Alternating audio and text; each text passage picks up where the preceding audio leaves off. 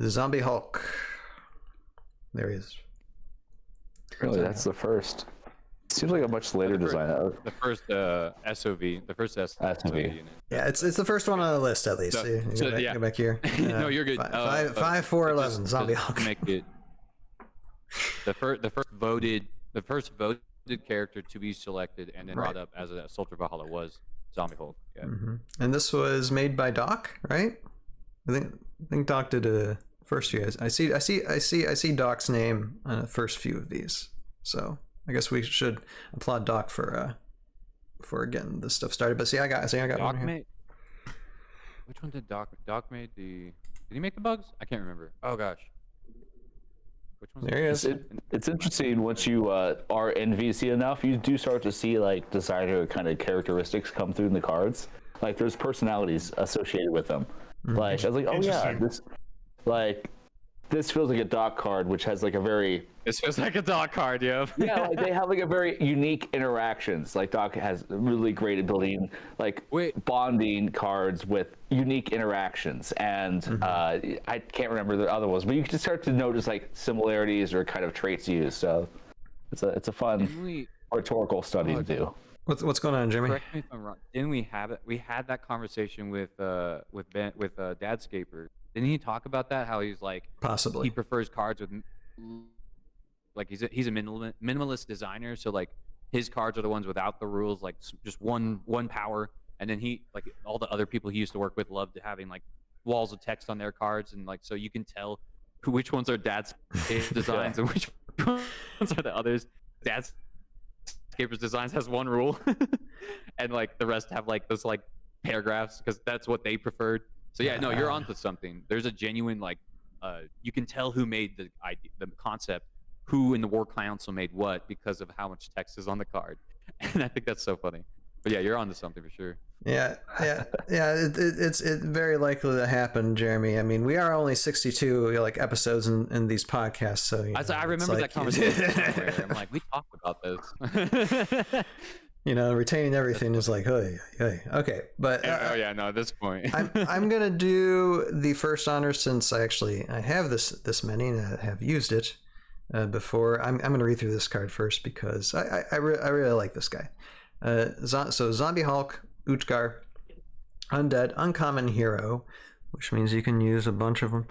Savage, Terrifying, Large 6, got 3 life, move of 5, range of 1, attack of 4, defense of 3. 60 points, and got some special abilities here called Horde Shriek. After revealing an order marker and before taking a turn with this Zombie Hulk, if this Zombie Hulk is not engaged, you may first take a turn with another undead savage hero or squad that you control. Paralyzing Fear. Figures attacked by any undead subtract 1 from their defense dice for every Zombie Hulk they are engaged to. And then Zombie Rises again. If an undead savage that you control destroys an opponent's large or huge figure, replace that figure immediately, if possible, with one of your own previously destroyed Zombie Hulks. And remove all the markers other than the order markers on that card. Undead are not affected by Zombie Rises again. Yeah. Zombie Rises again makes me so mad sometimes playing against it because it's like, I know I killed you. Why you?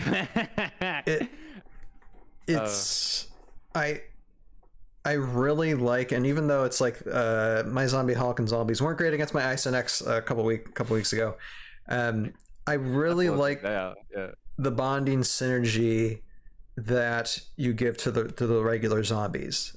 These guys, I mean, and they're still kind of a tad slow moving because zombies don't have much of movement, but at least like when it come, and correct me if I'm wrong, but with Horde Shriek, you can move a squad, and in turn, since you don't to move like 6 zombies with the horde movement, I believe it's horde movement, you don't need an order marker on the zombies card in order to do that. You just need to activate those zombies, and then you can do horde movement. So you can potentially move a Zombie Hulk and then 6 zombies up the field by having an order marker on Zombie Hulk, which is very nice. It's very synergistic.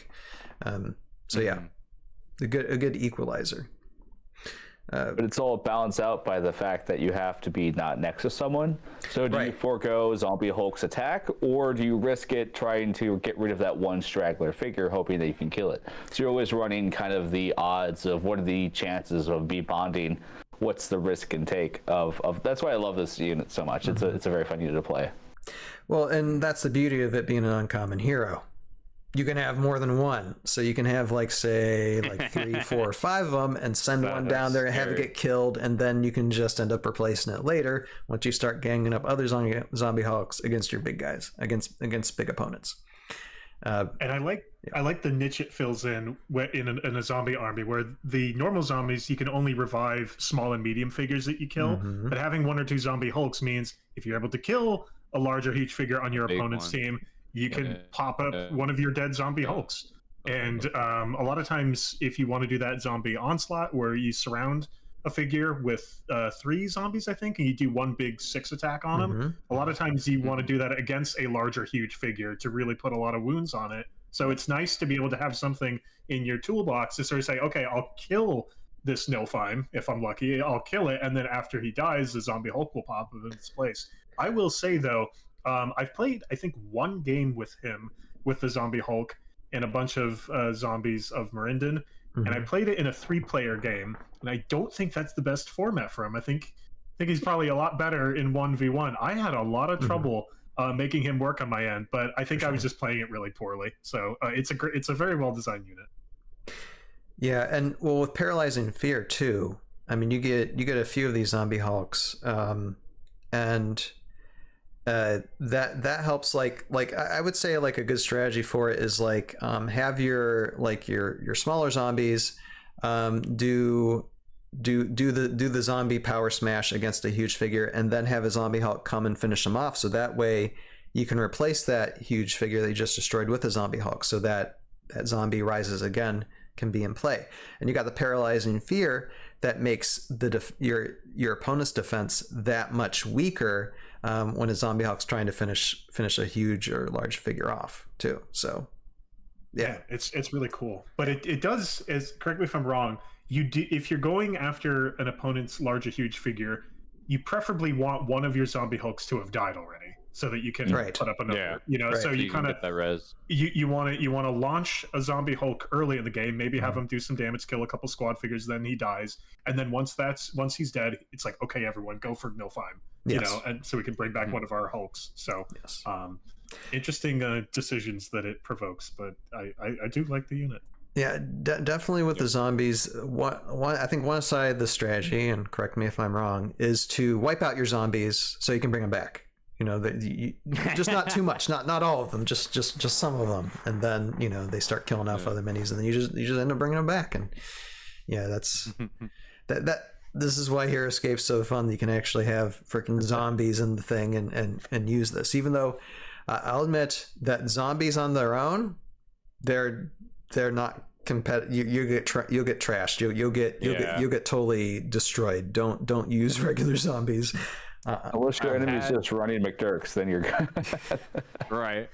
I've had a prevailing theory that so like the zombies and like the vampires and like that specific was supposed to end up becoming like a super tight-knit army combination, and they just never got to finish the design specs for it before the Wizards merger.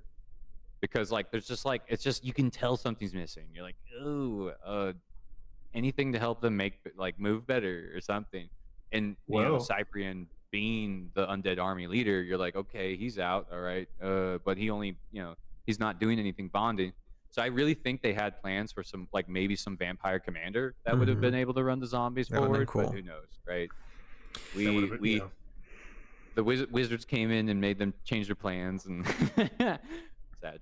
But yeah, you can feel that there's a niche missing, and Zombie Hulk really answers that need.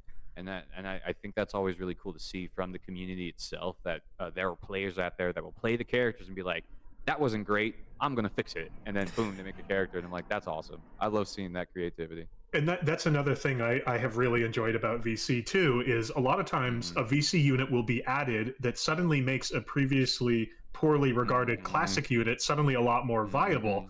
One of them we may be talking about in a moment here, but it's if you've made a unit and it in classic Heroscape and it turns out it's not really viable competitively, well, it's fixed. It's stuck in the game. It is what it is. But it's so much easier just to introduce another unit later on that raises its ability, has some bonding or gives it some kind of buff, whatever, that makes it more viable later on than it is to go back and retcon what you made earlier. So VC does a great job with that. There's still a couple units out there I hope that they touch, and I hope that they buff up. But so far, they're great. That's awesome. And let's see, I'm just going through the synergies of these. I mean, who's Durgeth Ravagers? That is the question. They're another VC unit that I don't think I've ever seen anyone play. Okay. Yeah. I like them. They're just not. They're very mapped. They're kind of like the Drudge. They're wave 20. Very swamp dependent. So the Durgeth, those are the guys that have like 4 base attack and 1 defense, right? They can bomb average. Yeah. But they also have hide in swamp. So I mean, I've never played them. I've never seen anyone play them, so I've never played against them before. Oh yeah, I have a squad of these. Okay. Yeah. I never used them. Yeah, when it comes to synergies, I was waiting. Like, so do you like them? Do you like them? I think they're from Star Wars. I think they're okay. So they are Star Wars minis. Yeah. The Wanty, from Star Wars Legends. We can talk about how terrible they are when we get to them later. But no, I mean, my overall point was the fact that if it's not zombies and Morandan, this doesn't really seem to like gel well with much anything else, other than you just have a massive like zombie fun. Even like with Ornak, why? Because I still there's some fun. They can act as, if you have 60 points left over, they can act as a decent undead booster if you have some like undead that need to hit a bit harder. I actually ran these guys with Ataraxis a bit, and it wasn't a win, but it's a really fun because they have because Ataraxis can go on them. Oh, this is true. And this is a synergy that the defense. I mean, I think Ataraxis needs to be added. I don't think they've updated this much when it came to the new, because Ataraxis is relatively new. So that's something that I don't think they've updated. Ataraxis is new, yeah. It's got B ranking, which isn't bad. Yeah, she's on there. Yeah. Yeah, I can't. It's going to take a long time to to get to Ataraxis, but I can't wait because I do have. Ataraxis is cool. Yeah, she is. Yeah, that's very cool. And I don't think I always love their the fact that the planet is named after the Rev. That's major respect for that. Yeah, that was beautiful. I don't think there is a ton of lore for this particular unit, or any at all. I can actually explain that actually. Yeah, go ahead, Jim.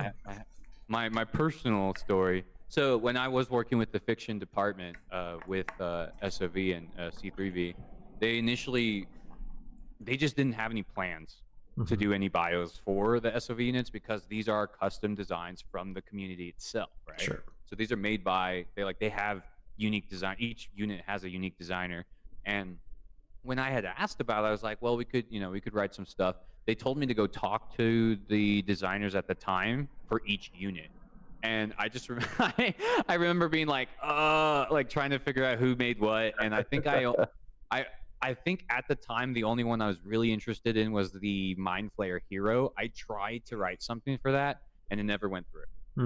Because the thing is, again, it wasn't really anyone's imperative. They didn't have plans for it. They didn't really think it was necessary to write bios for voted in units. So it just never got done. So anything SOV does, unless if it has lore, it was written by the designer itself. But for the most part, the fiction department was created to work on the C3V units. So those have bios. And because it's they had a not, whole team for that. yeah, and it's not completely like terrible. I mean, we don't necessarily No, need it's need not it. bad. It's just like that's the. It was just like they just didn't really think about it. It was. I have the lore not for even this bad or guy. good. It's a zombie. It's a zombie. Yeah, there you go. So,